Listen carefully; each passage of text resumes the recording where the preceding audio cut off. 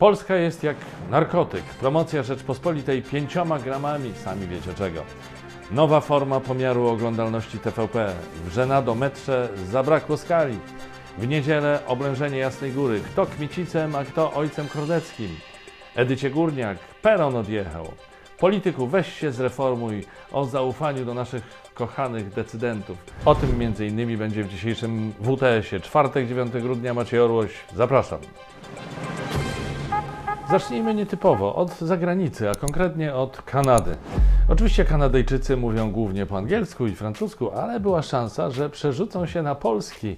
Gdyby tylko nie wycofano z tamtejszych supermarketów Walmart zabawki mówiącej po polsku, to może premier Justin Trudeau już zmieniałby imię na przykład Justynian czy coś w tym stylu.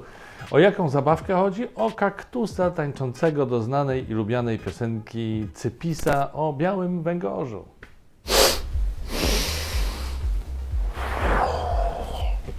Przepraszam. Jak donoszą kanadyjskie media, zabawka została wycofana ze sklepów stacjonarnych, ale można ją jeszcze znaleźć w sprzedaży internetowej, więc szansa na ekspansję kulturową nie została jeszcze stracona. A tak przy okazji, jak Wam się wydaje? Może to jest jakiś szczwany plan Polskiej Fundacji Narodowej na promocję kraju za granicą? Kto wie? Skoro już było o nielegalnych przyspieszaczach, to przyspieszmy, podkręćmy tempo.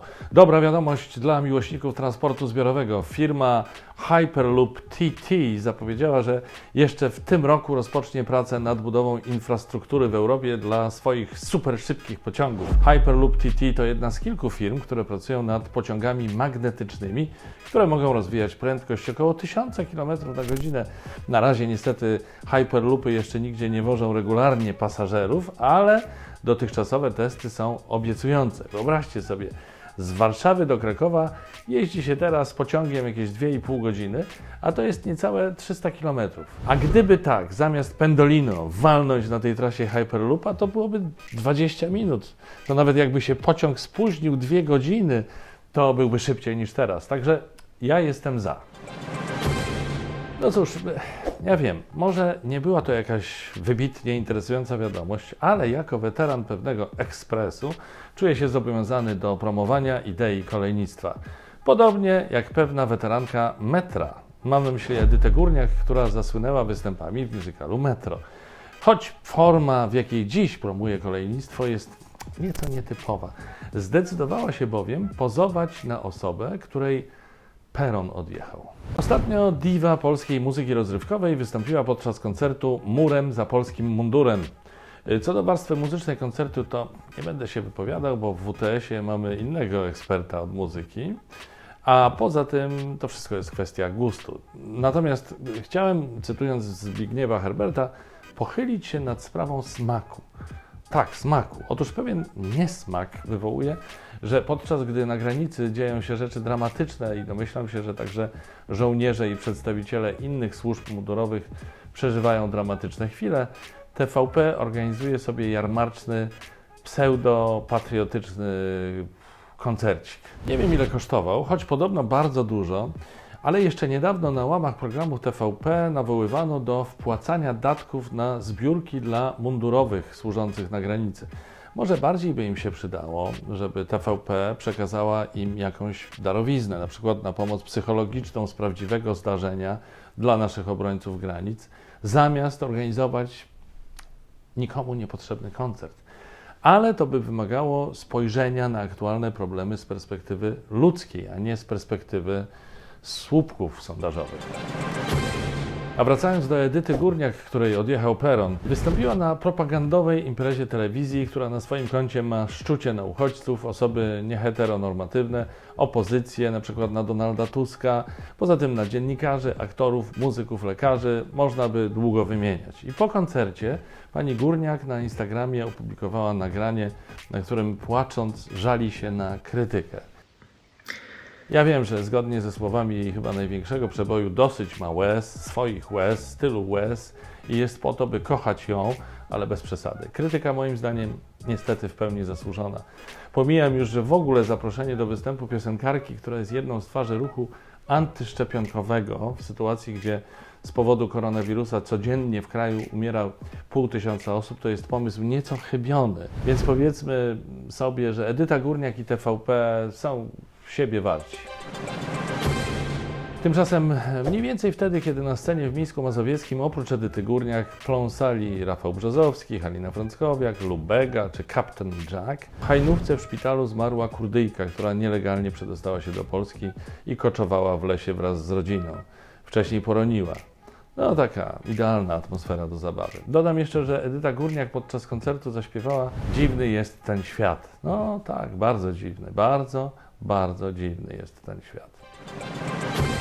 Z ciekawych imprez to jeszcze w niedzielę szykuje się spotkanie miłośników panów, którzy zostali zatrzymani po antysemickim wiecu w Kaliszu. Nie wiem, czy można posługiwać się ich nazwiskami ze względu na trwające śledztwo, więc dla dobra ich prywatności nie będę się tymi nazwiskami posługiwał i dla dobra ogółu, żeby tych pajaców nie promować.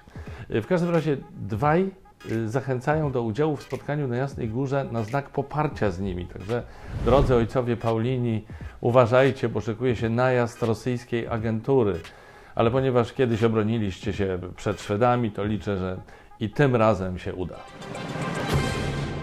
A skoro mówimy o rosyjskiej agenturze, liderka francuskiej partii Zjednoczenie Narodowe Marine Le Pen w wywiadzie dla Rzeczpospolitej przyznała, że Ukraina jest w rosyjskiej strefie wpływów. Można mówić, co się chce, ale Ukraina należy do sfery wpływów Rosji. Próbując naruszyć tę sferę wpływów, tworzy się napięcia, lęki i dochodzi się do sytuacji, jakiej dziś jesteśmy świadkami, a powinniśmy wszyscy razem walczyć z realnym zagrożeniem, jakie wisi nad Europą, islamizmem. Tak stwierdziła. No tak, nie wypada się oczywiście nie zgodzić. Co prawda minęło już ponad 30 lat od upadku islamizmu w Polsce, ale wciąż borykamy się z jego konsekwencjami. Trudno też zapomnieć, że za kilka dni mija 40. rocznica wprowadzenia stanu dżihadu w naszym kraju. Ówczesne dzieci do dziś wspominają, że zamiast teleranka 13 grudnia ujrzały w telewizorach smutnego dżihadystę w ciemnych okularach. A co z islamistami, którzy mordowali naszych w Katyniu? A czy możemy zapomnieć 123 lata arabskich zaborów? No tak, pani Le Pen i Jarosław Kaczyński zdecydowanie powinni mówić jednym głosem w sprawach polityki zagranicznej. Dlatego właśnie spotkali się na ostatnim warszawskim szczycie szurskich europejskich partii z powodu wspólnego wroga, demokracji. No a przy okazji wywiadu dla Rzeczpospolitej Le Pen obiecała także, że jak dojdzie do władzy, to Francja zapłaci za Polskę wszystkie kary spowodowane werdyktami Trybunału Sprawiedliwości Unii Europejskiej. A jak ja zostanę prezydentem Francji, Maciej Orłoś, to zdecyduję o przeniesieniu Wersalu do Skierniewic, a wieży Eiffla do Radomia. Jak szaleć, to żaleć. Skoro jesteśmy przy islamistach, Mikołaj Pawlak, rzecznik praw dziecka, ostrzega przed Saracenami na polsko-białoruskiej granicy. Saracenami, tymi islamistami z okresu wojen krzyżowych, na których nasi dzielni europejscy wojacy wysłali m.in. armię złożoną z dzieci. I tak się składa, że Mikołaj Pawlak twierdzi, że to właśnie dzieci nazywają imigrantów Saracenami. Byłem zarówno u naszych dzieci, chociażby w szkole w Kuźnicy, które z okien swojej szkoły 300 metrów dalej widziały bitwę. Niektórzy mówią, że z Saracenami, tak powiedział rzecznik praw dziecka. Kuźnickie dzieci, uważajcie, bo naszym współczesnym krzyżowcom też może przyjść do głowy, że potęgę Saracenów może pokonać tylko dziecięca niewinność, jak podczas słynnej krucjaty dziecięcej. Dodam, że dla dzieci, które wzięły w niej udział, skończyło się to po prostu beznadziejnie. Było o dzieciach, a teraz jeszcze przez chwilę o młodzieży i młodzieżowym słowie roku. Otóż w plebiscycie PWN-u wybrano nim śpiulkolot. Drugie miejsce zajęło słowo naura. Nie będę im poświęcał za wiele uwagi, bo nie wzbudzają jakichś moich większych emocji. Ciekawsze jest natomiast trzecie miejsce, które zajęła fraza twoja stara. Moim ulubionym dissem o twojej starej jest ten. Twoja stara to wspaniała, mądra, kochana i ciepła kobieta. I nie przeszkadza temu fakt, że myje naczynia krwionośne. A jakie są wasze ulubione dissy? Napiszcie w komentarzach, bardzo proszę. Przy okazji zachęcam do śledzenia mojego profilu na Facebooku i Instagramie, o subskrybowaniu kanału na YouTubie i wspierania WTS na Patronite. I jeszcze do zaglądania na mój serwis internetowy orłośstudio.pl. Czas na chwilę muzyki w WTS-ie. Przed Wami Antoś Orłoś, znany także ze swojego kanału. Witam. Witam. Witam. Dziś w kąciku muzycznym powracający po wielu latach przerwy zespół, który swego czasu trząsł polską sceną niezależną. Zespół, którego kiedyś jak spotkałem wokalistę w barze mlecznym, to pomyślałem, o, to on w barze mlecznym. Tak naprawdę to mi kolega powiedział, że to on, bo ja ich nigdy nie słuchałem. Zapraszam na fajny teledysk z pieskami i zachęcam do oglądania oczywiście mojego programu Witam. Przed Państwem zespół Muchy w utworze Psy Miłości.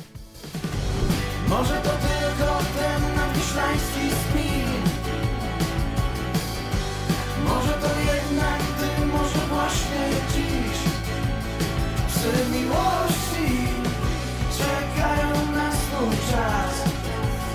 Psy miłości uśpione nas. Już raz wspomniałem dziś o tym, że rządzący kierują się nie dobrem społeczeństwa, ale słupkami poparcia. No to chciałem jeszcze wrócić na chwilę do tego wątku. Może powinniśmy się rządzącym odwdzięczyć tym samym. No nie wiem. Z najnowszego badania CBOS-u wynika, że w opinii społecznej korupcja najczęściej występuje wśród polityków. Połowa z nas tak właśnie uważa.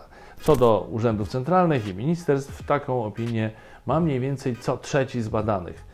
W stosunku do roku 2017 wskaźnik ten wzrósł prawie dwukrotnie. To znaczy, że przekonanych o powszechności korupcji w ministerstwach i urzędach centralnych jest teraz prawie 2 razy więcej osób niż 4 lata temu. Kto w tych urzędach jest zatrudniany na najwyższych stanowiskach? Oczywiście głównie politycy. A teraz popatrzmy na inne słupki zaufania do przedstawicieli zawodów. Największym zaufaniem cieszą się strażacy, 83%. Sędziom, no tym ludziom w togach, których nie lubi minister Ziobro, ufa 45% społeczeństwa, a politykom 15%. I jeszcze jeden wykres. Prawie 80% Polaków źle ocenia reformy wymiaru sprawiedliwości Zbigniewa Ziobry. Yes! A wiem, dużo było tych liczb, więc teraz już nie komplikuję, powiem prosto z mostu. Zanim zaczniemy reformować sądy, policję, prokuraturę, ochronę zdrowia i cokolwiek innego, zreformujmy najpierw polityków. Oni sami się przecież, no niestety, nie zreformują. To kurwa banda imbecyli, która głosowała na tych Kończąc, dodam jeszcze, że jest pewnie wciąż wiele aktualnych tematów, które chcielibyście, żebym poruszył. Na pewno są takie, które sam chciałbym poruszyć, ale czasu mi brakuje. Natomiast nie martwcie się, może jeszcze kiedyś do nich wrócę, za kilka miesięcy. Co z tego, że już będą nieaktualne? Wzoruję się w tym na ministrze Niedzielskim. On w środku 4. fali epidemii ogłosił obowiązkowe szczepienia dla mundurowych, medyków i nauczycieli. Za 3 miesiące. Już za 3 miesiące. No i gites, a nawet sztos. Tak się robi politykę. To tym razem wszystko, moi drodzy. Widzimy się w WTS-ie już w najbliższą niedzielę. Trzymajcie się. Naura. Naura, narka, nara, dozo, do widzenia. Trzymajcie się. Strzałka. Cześć.